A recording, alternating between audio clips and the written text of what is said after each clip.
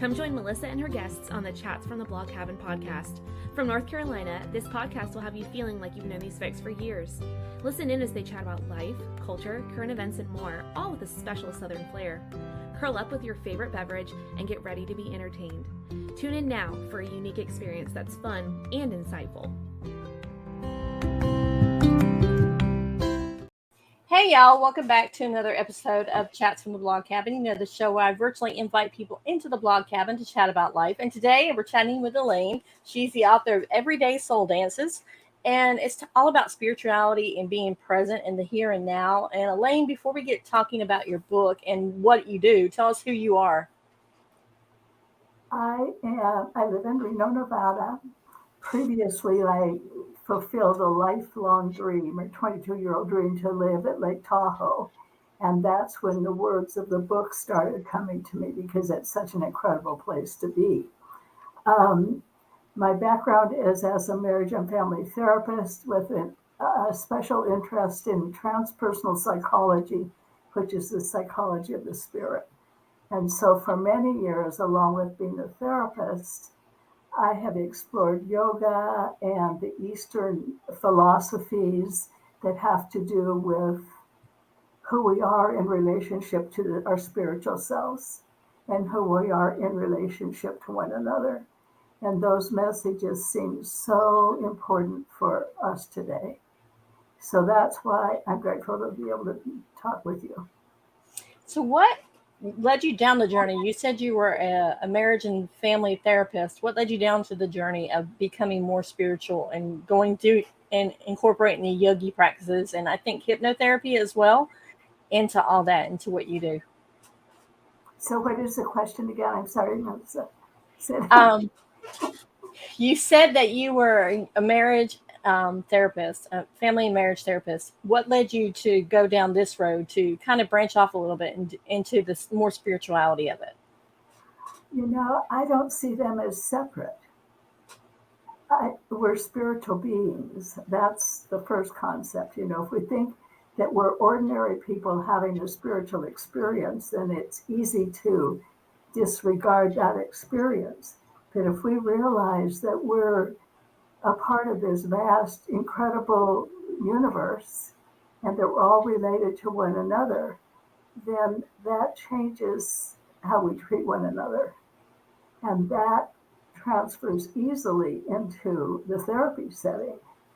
You know, because like if I'm working with a family, I need to be able to hear all of the voices and to bring them forth. And it's often the child that speaks the truth in the family.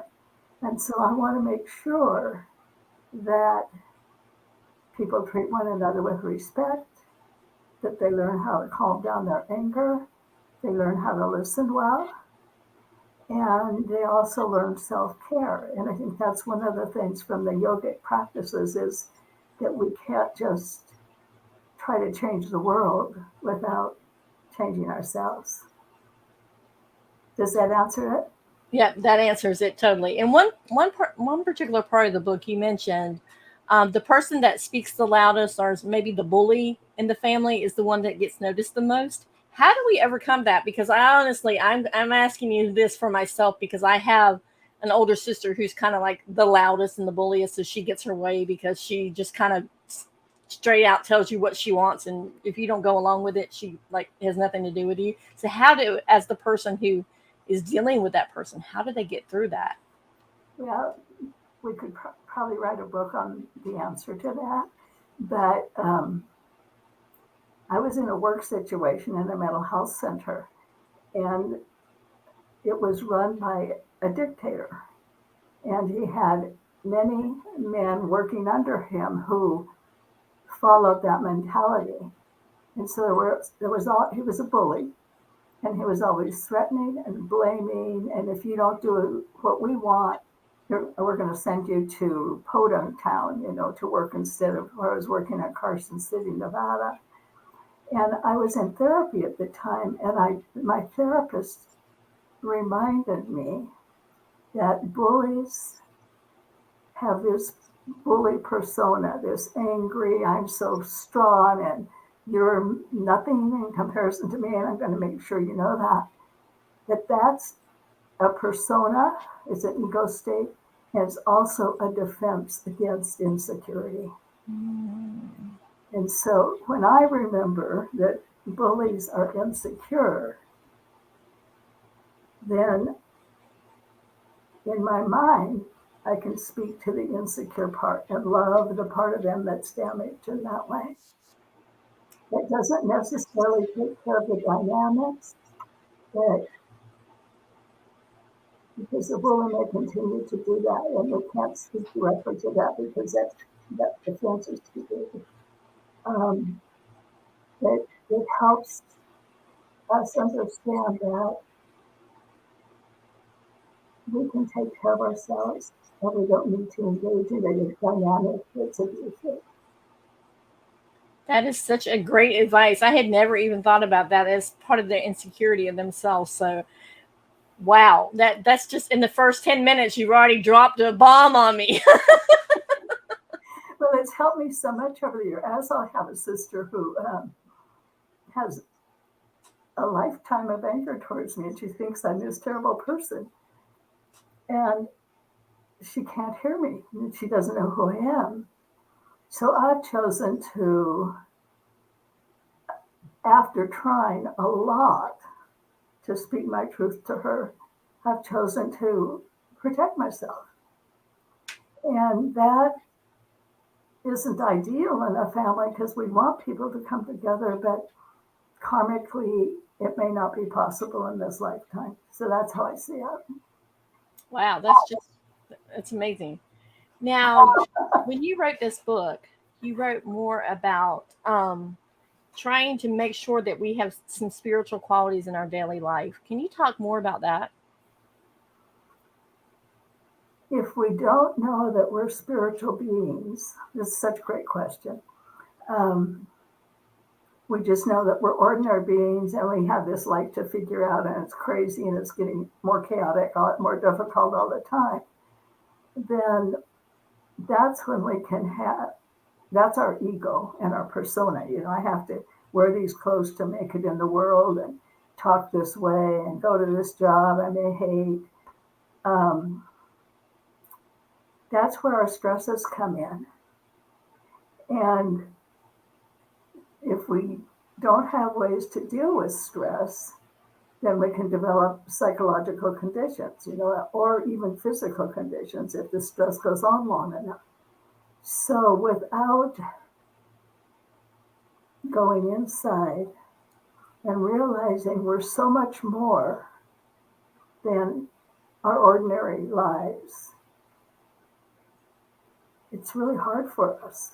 And it's getting worse in some ways from what I'm hearing in terms of the difficulties people are having in coping. When we know that we're spiritual beings and that we have this vast goddess universe inside of us, then we have that incredible support and that knowledge that we're greater than our lives may look on the outside. And with that knowledge can come calmness, can come softness, can come relaxation, can come beauty. We see the beauty in the world, not just the hardships. And that can change everything. There's so much more inside of us. And if we're rushing around doing this and trying to get this done, and that's often my state in the past, and many of us. If that's all we have, our lives are going to be really hard. When we remember, when we take time, when we breathe deeply and go inside, ask for help, contemplate, pray, set intentions, all those beautiful things. We have so many resources. So when we take the time to acknowledge this beautiful, beautiful being that each one of us is in potentiality, we do things differently. We walk through our lives Slowly, remember to breathe. Okay, I need to disengage from the stress. So what can I do to help myself? Changes everything. And that's what I like about the book, is that there are psychological ways and spiritual ways to do this. And we need all of it. We need as much help as we can get. That is so true. Now, what would you say to the person who says they're not worthy of having calmness? They're not worthy of having things in their life, because a lot of people are so down on themselves that they don't even feel like they have the enough energy to be able to find the beauty and to find the spiritual in their lives. Well, it's a great question. As a therapist, I would wish that those people would go into therapy, specifically psychodynamic therapy, but any therapy where they have a good engagement with a therapist to help them reframe those messages. Those messages come from deep wounding usually in our childhood, often from a parental figure of some sort. And it takes a lot of work, inner work, to undo that message. We are all worthy. We're all creatures of God. We're here to be the voices and the hands of the divine. I'm so clear about that. But to do that, we have to get rid of these messages. And this is our karma to undo in this lifetime. Mm-hmm. We don't want to live with that. It's so poisonous to keep holding on to that. And it's not true. When you're asking me the question, I'm getting tears in my eyes because, I'm so sorry you feel that way, whoever these people are. It's not true. But it takes time and the right people. And it could be a spiritual person like a minister, or it could be a teacher. It could be anybody who speaks the truth and over time heals that wound, helps the person see, I'm more than worthy. Of course I am.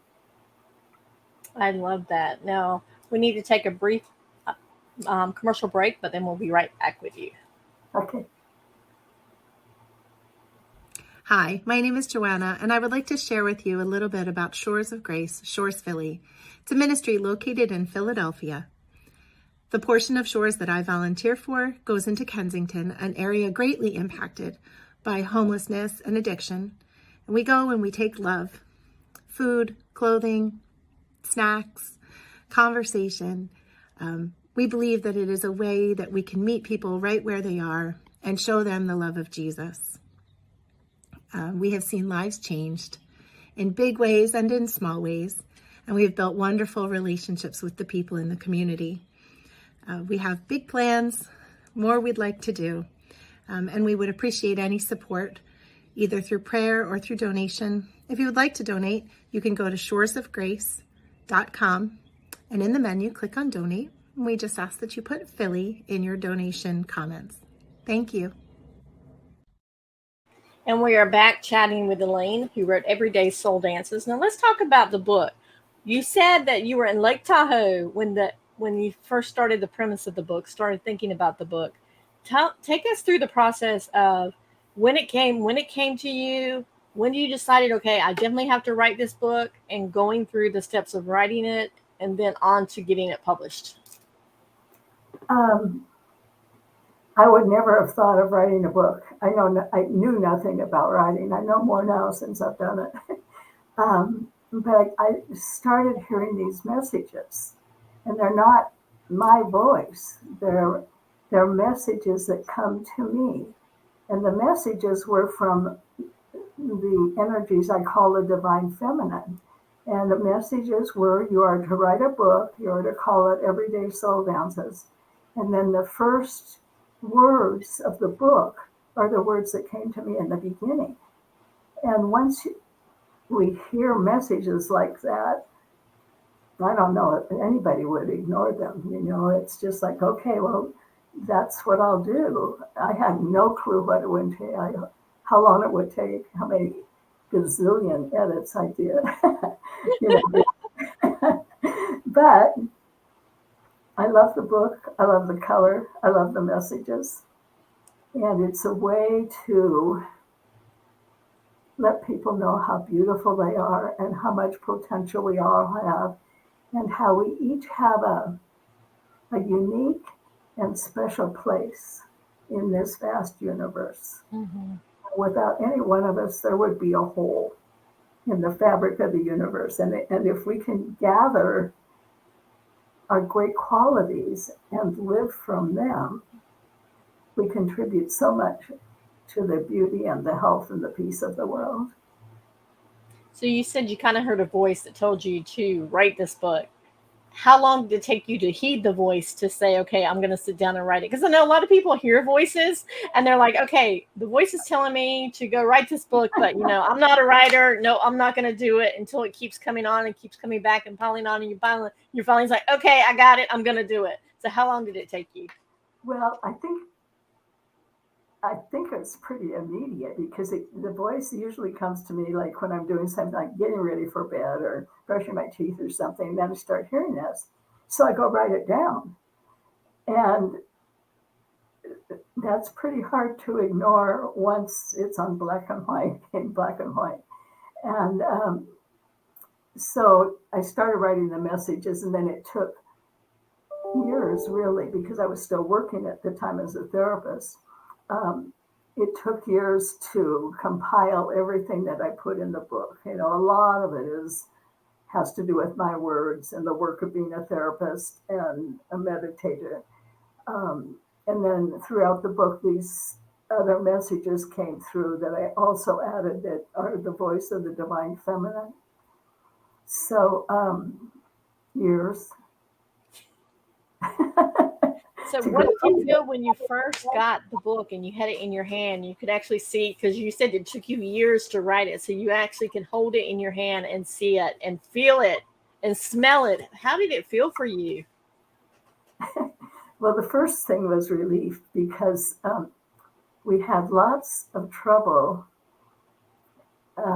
with the designers and the publishers to get the cover the way my son and I wanted it. We had this vision of the way it's supposed to look, which is how it looks now. And it got all messed up and conflicts, all kinds of struggles. And so when it finally appeared, it's like, and I got boxes of books, like tons of books delivered one day. And I opened that first box and it's like, oh, we did it. We all did it. Everybody contributed, even with all the hassles. And so gratitude and awe. I'm still awed with the cover. I'm awed that I get to have these experiences talking to people like you. It really is a great gift. And the book is the catalyst. And honestly, I think the book is a gift to people that read it, because I love the way that you set it up so that they have journaling and to answer some questions. And then you also put it in a QR code in your book to where people can take their cell phones and go immediately to your website to get the meditations that you're talking about in this book. Because, it's one thing to read a meditation. It's another thing to listen to the meditations and what people are saying. How important was that to put the QR codes in the book? Well, I have these, I'm older, so I wasn't all that technologically literate, but I have these sons that know everything. So my middle son did the recordings with me. He did all of the background music and, getting the rhythm and right and that kind of thing. And if people were to do the contemplations, do the journaling, listen to the meditations, and really work the book as a workbook, I know they would gain so much. What I've been thinking about recently, though, is people read a book. And I think if a person only reads this book, they might not even finish it because there's a lot in there and a lot to contemplate. It's not just about the mind. It's about healing the heart, healing the soul, bringing forth the soul. And so a person could spend a year on this book and do an incredible amount of learning. I guess this is a message to prospective readers. Please don't read the book. Read and contemplate. How does this apply to my life? Read and contemplate. Listen to the meditations. I love that, because most authors are like, read the book. I don't care if you get anything out of it. Just read it. Just read it. Just read it. But you're really like, okay, if you're going to read the book, read it the way I meant it for you to read it. Is take small sections, and it's like when you're eating, take tiny bites until you feel satisfied, and then go on to the next part. Because it could take, I will say I read through it pretty quick because I knew I was going to interview you, but I'm planning on going back and doing some of the work, because there are some really contemplative questions in there. How did you come up with these questions to ask people? Is it because of your background in therapy? One of the things I like about myself is that I'm really good at asking people questions to draw them out. So to put questions in a book, like for the book, it was not all that hard, because I want people to, part of our problem in society is it's all about our mind, all about all these words, and the mind is an incredible vehicle for us, but it's also an enemy, because the mind can run away with us. And that's often what happens in our society, because we move so fast. So the only way to grow in mind, emotions, and soul is to go inside, beyond the words. How do these words apply to me? Like your first question about a bully, that made an impact on you. Mm-hmm. And it was the mind, but you got it at more than the level of the mind. You mentioned earlier when you were writing the book, you had a paper and a pencil, or paper and pen, you would go down and write things down. And you mentioned several times in the book about making sure that you have something beside you at all times, like in your bed when you first wake up. Write down your intentions, or write down, if you had a dream, write down your dreams, and being present in that moment. How important is journaling to all this? I've journaled since probably 1970. And I had boxes and boxes and boxes of journals. I write every morning about what happened the day before. Sometimes I write at night about what I learned, what I need to do for the day, what my intentions are, how I'm connected spiritually or not. It's a huge practice for me, because it takes us beyond the mind. What's really important are feelings. How did we handle what happened during the day? Do we like how we handled it or not? How do we correct it? How do we grow from it? There are a gazillion things we can ask ourselves that are good for journaling. And along with the journaling, of course, is the dream work. And the dream work, people call it as our inner guru, our inner teacher, because it's the subconscious saying, okay, pay attention. This happened. Now analyze the dream, and what was it really about at the deeper level? So it's all about stopping, wanting to get off the world, and stopping and slowing down, taking time for ourselves, breathing, and then asking ourselves questions. I think that's very important in today's society, because we're on the go, go, go, go, go. And I would think after coming off of the pandemic that we would sort of kind of go back to that. The pandemic made us stop, and they made us reflect, and it made us listen and be more intentional with each other. But it seems like once the pandemic was over, or we were in the clear from it, everybody went back to go again. So why does it take something like a pandemic to make us want to, or make us deal with being calm and being in the moment instead of, and having time to reflect for ourselves? We couldn't have anticipated how the whole world would stop for us. And for many of us, it became a good thing because all of the rest of this stopped. And so many other people didn't have the inner resources, and it was really, really hard for them.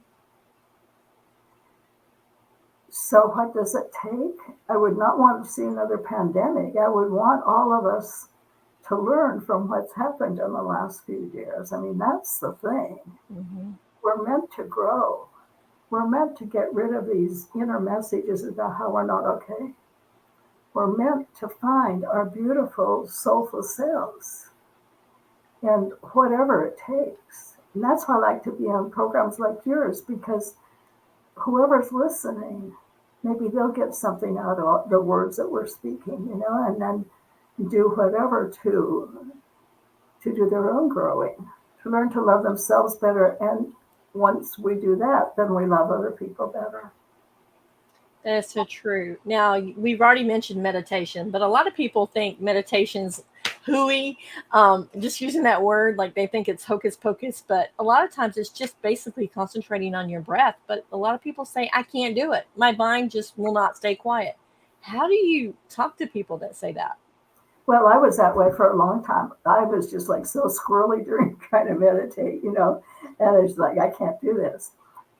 It's helpful to have guided meditations.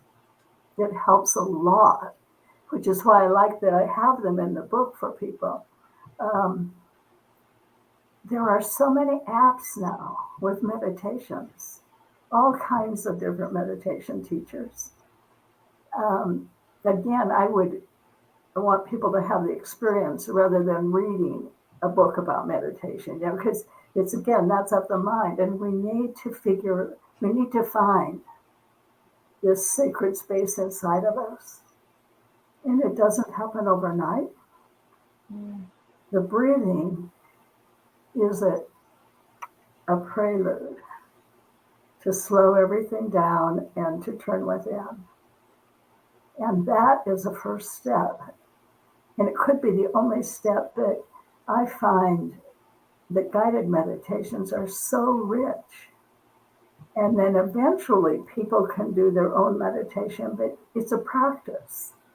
Now, this isn't something we learn in a 3-day weekend course or even a 6-month course. It's like a daily practice. And that's what the yogis teach, practice your breathing, practice meditation, practice contemplation. I love that. Now, let's talk about karma, because you mentioned karma a lot in the book, the concept of karma. So let's talk about what karma is and then how it affects us.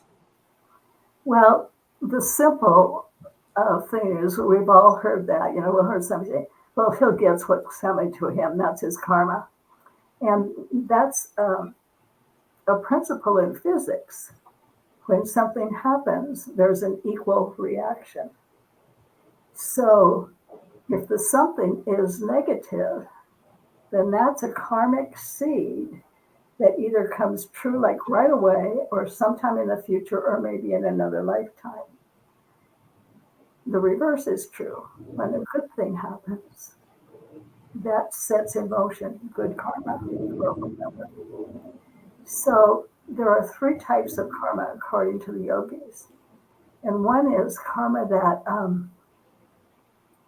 you bring into this lifetime that you can't do anything about, like the color of our hair or the color of our eyes or where we live, things like that are in place because our soul needed this experience. So that's a given. Another type of karma is that we come into this lifetime and our soul has made an agreement, apparently, between lifetimes to have these conditions because we have these karmic seeds within us And these are the perfect conditions to work on this karma and to heal it and get rid of it and be free of it so we can be more soulful beings. And then the third type of karma is the karma we're creating in the present. And that's always a choice. You did mention something about the generational karma as well in the book, something about generational. Talk about that. I probably can give you a story from my life. But we have ancestors, and the ancestors had history. Like my mother's family came from the Irish potato famine. Her father was German, and I don't know his history. My father's family came from Norway.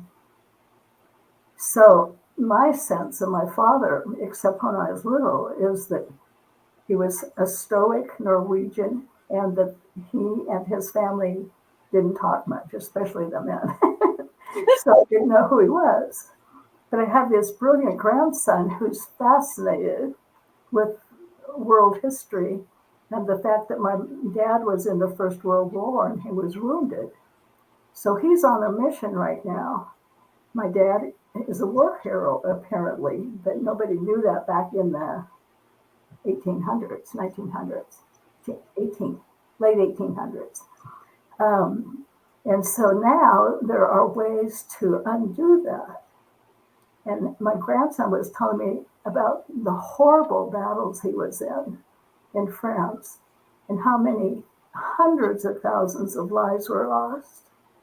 And he got out with a smaller wound to his hand. But once I heard all of this, I understood so much more about my dad. He probably had PTSD.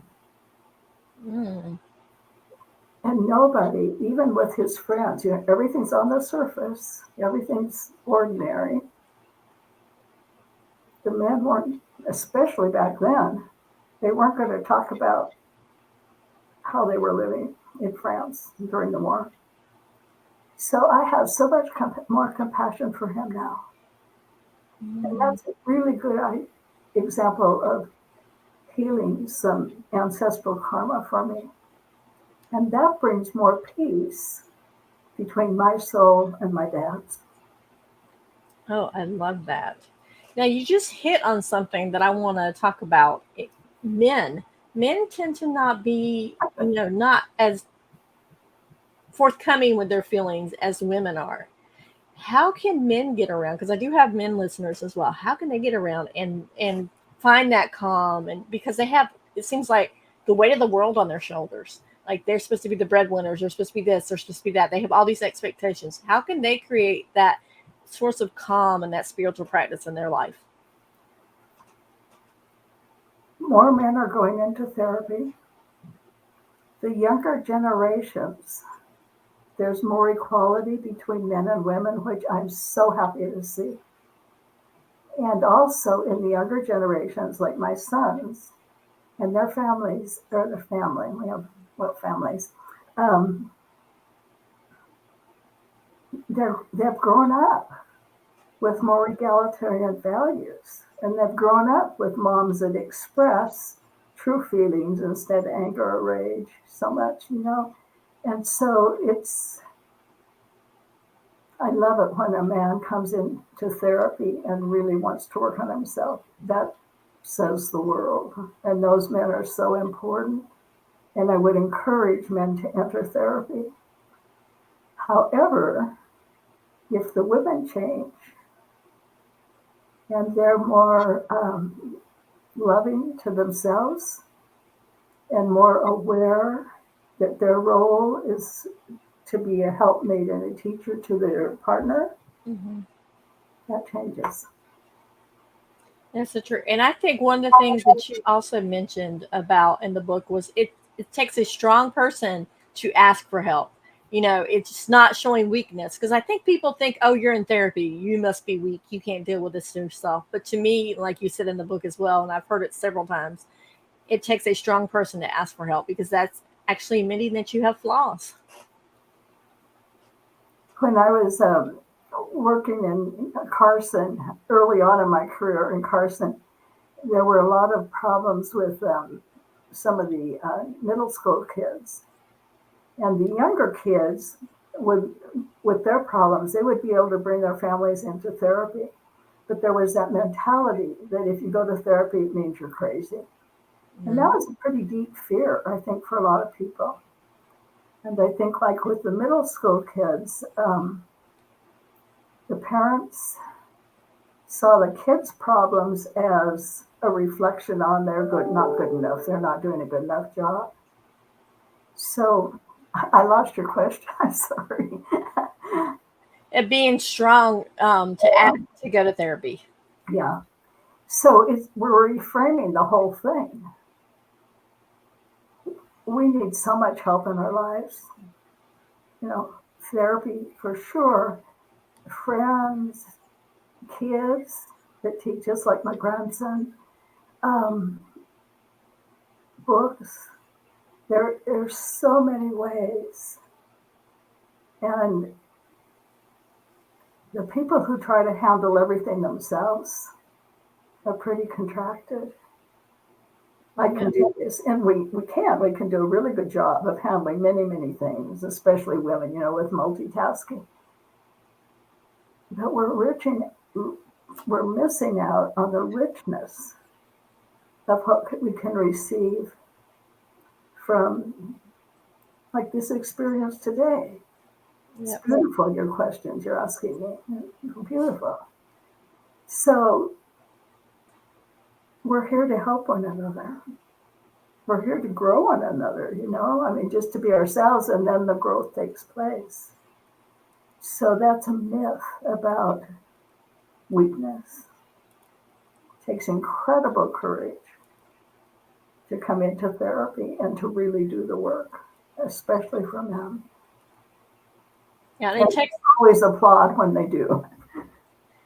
Also, I would say go a little bit further and say it's incredible courage to actually pick up your book and start working on yourself with that, because most people would look at the book and say, oh, I'm going to read it and I'm not going to do the work. I'm just going to read it. But if you stop and do the work, you're saying, okay, there's flaws in me. There's things that I don't like about myself that I need to fix. And that's not necessarily something that tells me I'm a bad person. It's just something I know that bothers me and something I need help getting over. The book is, the messages in the book from the Divine Feminine and from me are so supportive.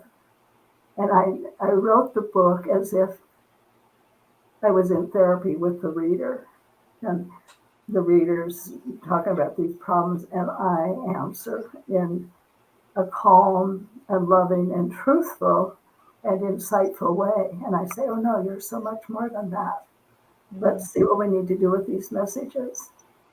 So if people can tie into those energies, they will change. I heard one reader recently, my daughter-in-law's mother was on a cruise and she went down to get coffee. Thousands of people on the ship or whatever. And she sat down next to this woman that was reading my book. And so she said, oh, I know the author. And the woman says, it's my Bible. Oh my gosh. Yeah.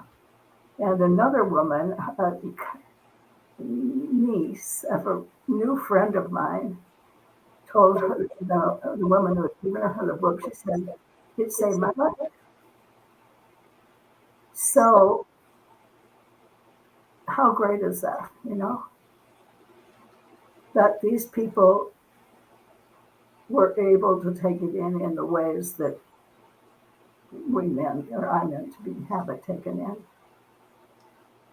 Wow. Did you know when you were writing that book, it was going to have that impact? You hoped it would, but did you think it would actually have that impact of it's my Bible, it saved my life? I mean, that right there, those two testimonials right there are just flooring. I can't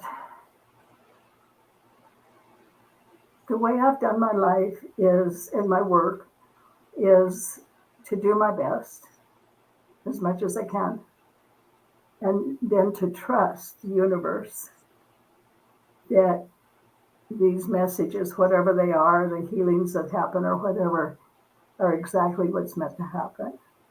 So I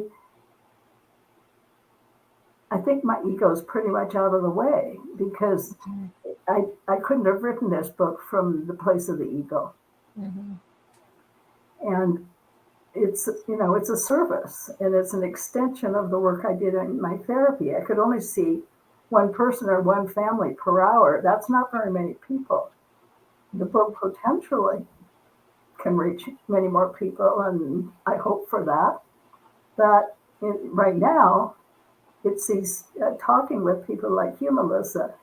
That's how I'm reaching people. And okay, well, the book's not selling so much right at the moment, but the word's getting out, and I love the way we get to do this.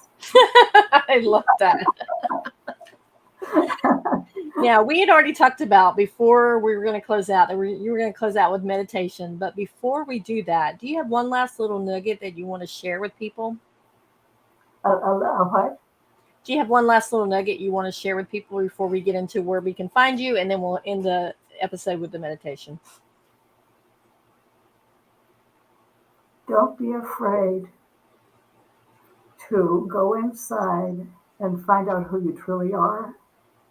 Don't be afraid to look at those negative messages, because they are wounding, and they're usually from our childhood or from, PTSD traumas. And we deserve to clear them. We're meant to clear them. That's our karma of this lifetime, is to heal all of that so we can find the gloriousness of who we are. I love that. And your book is called Everyday Soul Dances. Where can people find it at?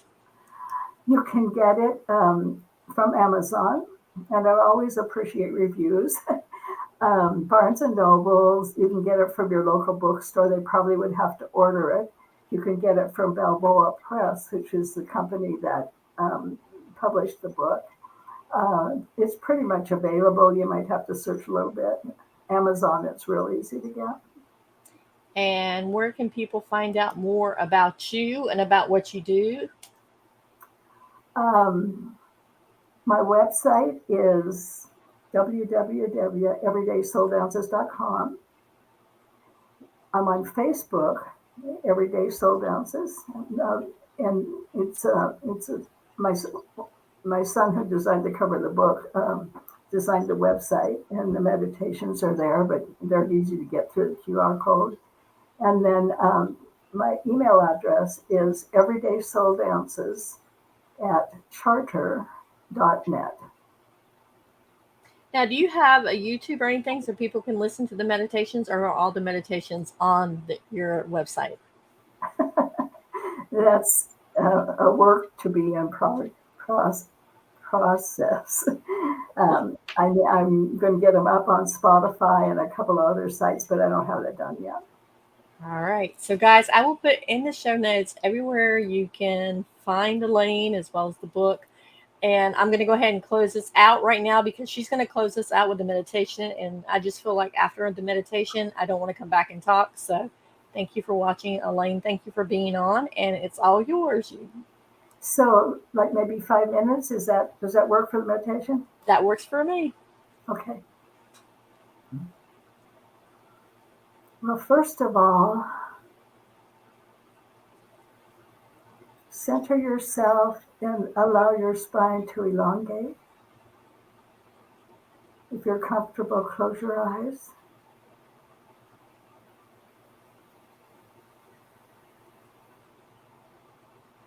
And imagine your breath coming in and out of your belly. You might want to put your hands on your belly. Breathe in deeply. And breathe out slowly.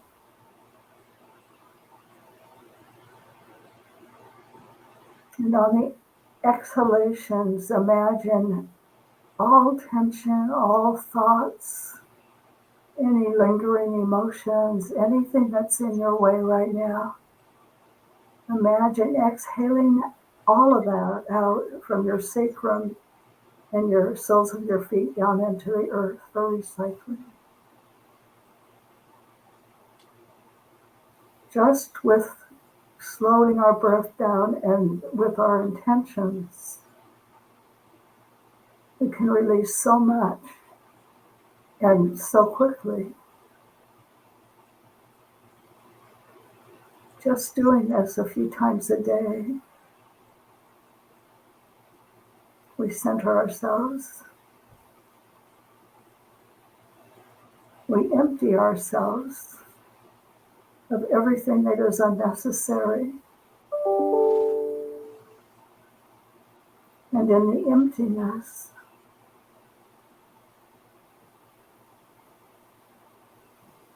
we begin to touch into our spirits.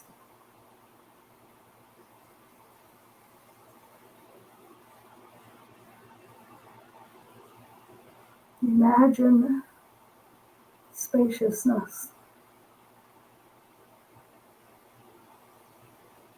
Imagine becoming spacious.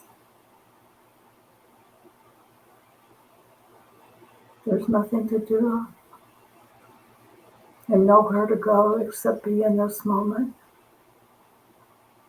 and allow yourself to become deep peace.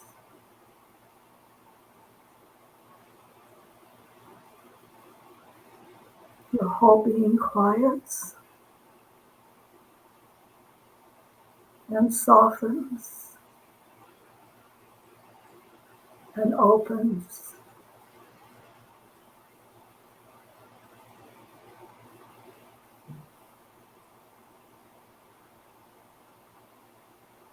And this is the truth of who you are. And it's the practice of releasing, of breathing deeply, releasing what we don't need in the moment. So getting rid of the karma, the anxiety, the intention, anxiety and depressions. And then opening up to your spiritual lessons.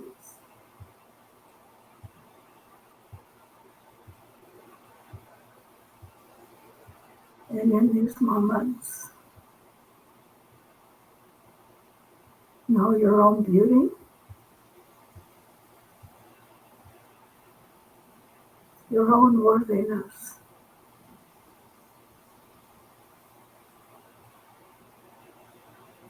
Your own goodness.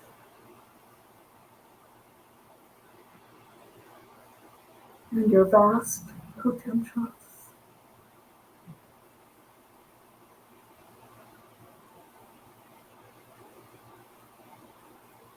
Allow light to come in from the heavens and down through your crown chakra and have it radiate throughout your whole body and your whole being.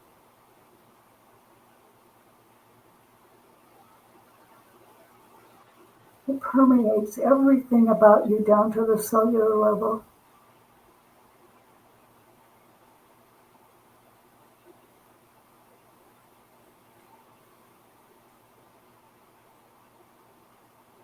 Know your own goldenness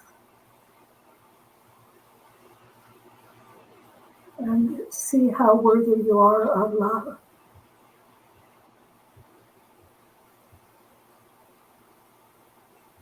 And once you know you are worthy to be loved and you are loved by Spirit, by the divine, then you are the soul and the voice and the hands of love as you are in relationship to the others in your life. And this soul dance is supremely beautiful. It can be practiced anywhere at any time.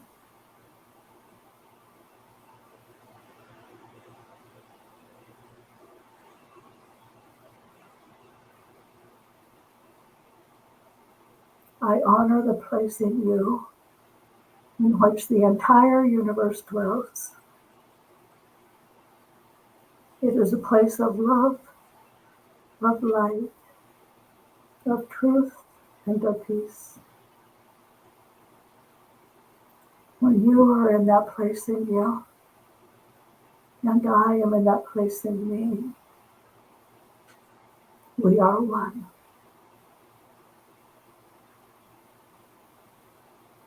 Namaste.